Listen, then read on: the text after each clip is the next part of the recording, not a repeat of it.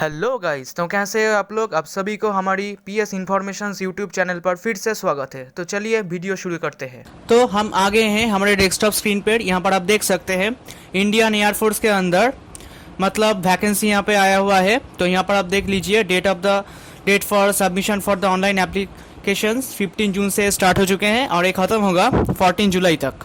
ठीक है। और आप सिर्फ यहाँ पर देखिए इंडियन एयरफोर्स कैरियर वेबसाइट, तो career Indian air force dot C DAC dot in और afcat.cdac.in, आप इन दोनों वेबसाइट से आप अप्लाई कर सकते हैं। ठीक है।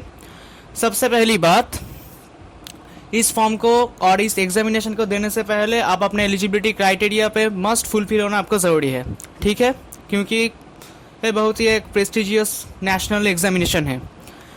तो यहाँ पर आप देखिए कौन कौन एंट्री के लिए क्या है, जैसे कि AFCAT एंट्री के लिए यहाँ पर फ्लाइंग ब्रांच, ग्राउंड ड्यूटी और ground duty non technical, NCC special entry flying और meteorology ground duty non technical, ये सब लिखा हुआ है।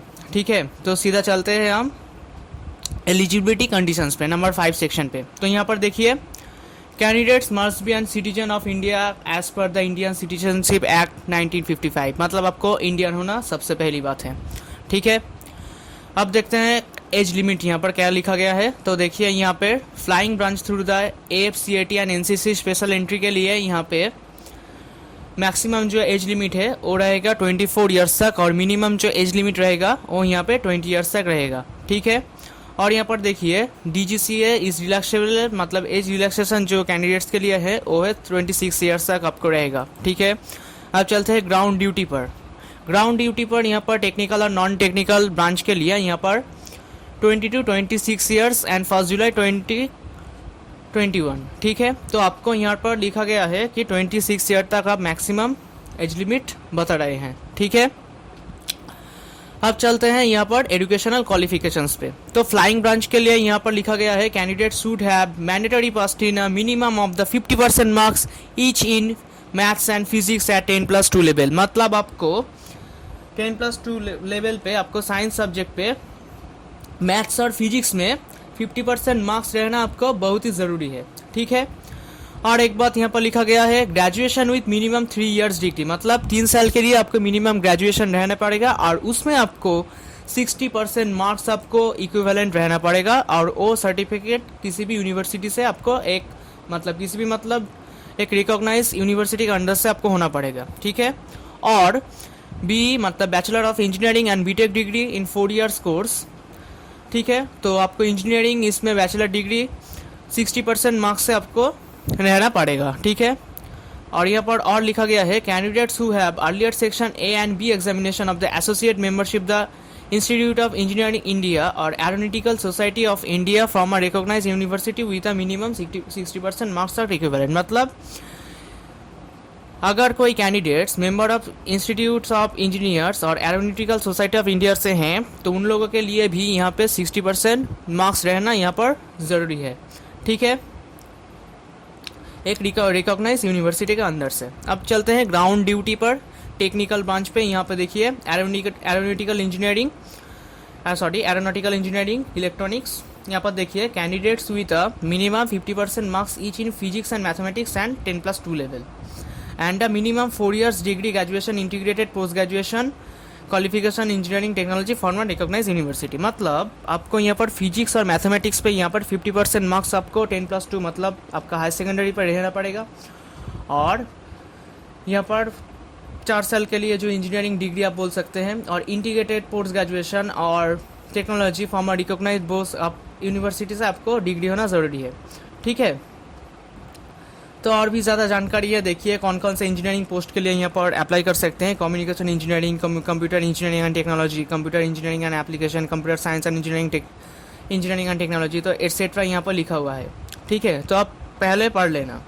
तो मैं यहाँ पर जो स्किप कर रही हूँ वो आप सीधा जाके आपका जो ऑफिशियल वेबसाइट जो मैं पहले आपको दिखाया वहाँ से आप पढ़ लेना। तो यहाँ पर देखिए एरोनॉटिकल इंजीनियर्स मैकेनिकल, यहाँ पर लिखा गया है फिजिक्स और मैथमेटिक्स के आपको 10+2 लेवल पे यहाँ पे 50% रहना आपको ज़रूरी है। और यहाँ पर देखिए मिनिमम 4 इयर्स डिग्री और जो ग्रेजुएशन डिग्री आपको इंजीनियरिंग में रहना है और इंटीग्रेटेड पोस्ट ग्रेजुएशन और टेक्नोलॉजी किसी भी एक रिकॉग्नाइज्ड यूनिवर्सिटी के अंदर से होना आपको ज़रूरी है। ठीक है, तो यहाँ पर आप देख सकते हैं aerospace engineering, aeronautical engineering, aircraft maintenance engineering, mechanical engineering, तो इस सब में आपका लिखा हुआ है। ठीक है, अब यहाँ पर देखिए ground duty non technical branches. यहाँ पर आप देखिए एडमिनिस्ट्रेशन के अंदर 10+2 candidate and graduate degree minimum 3 years, मतलब आपको ग्रेजुएशन कोर्स आपको 3 साल का रहना ज़रूरी है। ठीक है, और 60% आपको मार्क्स रहना ग्रेजुएशन पर ज़रूरी है। ठीक है, और एजुकेशन यहाँ पर लिखा गया है, देखिए पास 10+2 post graduation with 50% any discipline including integrated course after PG, मतलब आपको पोस्ट ग्रेजुएशन पे आपका 50% रहना है और 10+2 से आपका पोस्ट ग्रेजुएशन सबका आपको सर्टिफिकेट होना ज़रूरी है। ठीक है, और विथ 60% मार्क्स इन ग्रेजुएशन, मतलब आपको ग्रेजुएशन पे 60% मार्क्स यहाँ पे लगेंगे। अब चलते हैं, यहाँ पर देखिए मीटियोरोलॉजी, यहाँ पर post graduate degree in any science stream, मतलब आपको पोस्ट ग्रेजुएशन डिग्री आपको किसी भी साइंस मास्टर्स, तो आपको जैसे किसी भी साइंस स्ट्रीम पर यहाँ पर चलेगा जस्ट, और mathematics, statistics, geography, computer applications, environmental science and applied physics, oceanography, metrology, agricultural metrology और इकोलॉजी और environment geophysics, environmental biology with minimum 50% marks. तो इन सब्जेक्ट्स के होना भी होंगे तो आप भी अप्लाई कर सकते हैं। ठीक है, तो और यहाँ पर सेक्शन पर ऑब्लिक दिया हुआ है, तो आप देख लीजिए यहाँ पर। ठीक है, यहाँ पर मिनिमम 50% मार्क्स यहाँ पर ज़रूरी है। ठीक है, और यहाँ पर लिखा गया है provide maths and physics work studies and graduation level with a minimum 55% marks in each. और अगर आपको ग्रेजुएशन पे मैथ और फिजिक्स है तो यहाँ पर आपको 55% सिक्योर रहना पड़ेगा। ठीक है, तो आप सीधा चलते हैं हाउ टू अप्लाई। जैसा कि आप देख सकते हैं, फिर से मैं बोल रही हूँ, तो कैरियर इंडियन airforce.ctech.in से और AFCAT-ctech.in से आप अप्लाई कर सकते हैं। ठीक है, तो यहाँ पर देखिए कौन कौन से तरीके से अप्लाई कर सकते हैं, तो यहाँ पर आप लिखा गया है।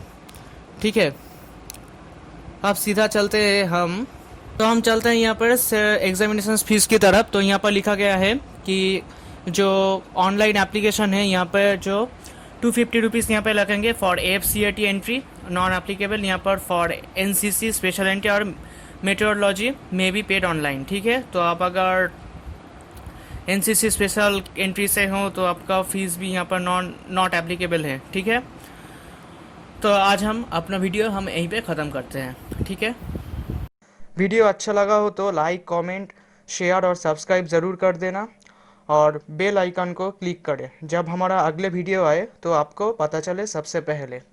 और भी जानकारी के लिए कमेंट बॉक्स पे कमेंट कीजिए। चलिए फिर मिलते हैं नेक्स्ट वीडियो पे नया टॉपिक के साथ। तब तक के लिए सुरक्षित रहिए, हैप्पी रहिए। तो थैंक यू।